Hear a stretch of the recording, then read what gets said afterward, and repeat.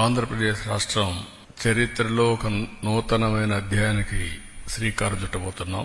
అదే 10వ international yoga day. ఇది ఈ సంవత్సరం జూన్ 21వ తారీఖున ప్రపంచం మొత్తం జరుపుకునే పెద్ద ఈవెంట్. అదే సందర్భంలో భారతదేశం ప్రపంచానికి అందిస్తున్నటువంటి ఒక గిఫ్ట్ గాని లేకపోతే ఒక ప్రత్యేకమైనటువంటి కార్యక్రమం. దీనికి నాంది పలికినటువంటి ఎప్పటి నుంచో మనకు వారసత్వంగా యోగా వస్తుంది. కానీ దీనికి ప్రత్యేకంగా గుర్తింపు తెచ్చిన వ్యక్తి ప్రపంచం మొత్తం నరేంద్ర మోడీ గారు.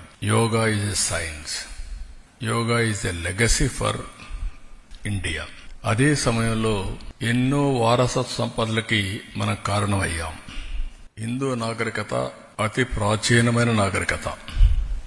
అలాంటి మన దగ్గర వచ్చి ప్రపంచం మొత్తం చదువుకున్న రోజులు రాను రాను ఇవన్నీ కూడా అనేక దాడులతో లేకుంటే వేరే వాళ్ళ పరిపాలనలు ఇవన్నీ కనుమరుగయ్యే పరిస్థితి వచ్చింది. అలాంటి ఒక్కొక్క దాన్ని మళ్లీ గుర్తింపు తేవడమే కాకుండా ప్రపంచానికి దీని విలువ చాటి చెప్పించి వాళ్లు కూడా అమలు చేసే విధంగా తీసుకొచ్చిన ఏకైక వ్యక్తి నరేంద్ర మోడీ గారు.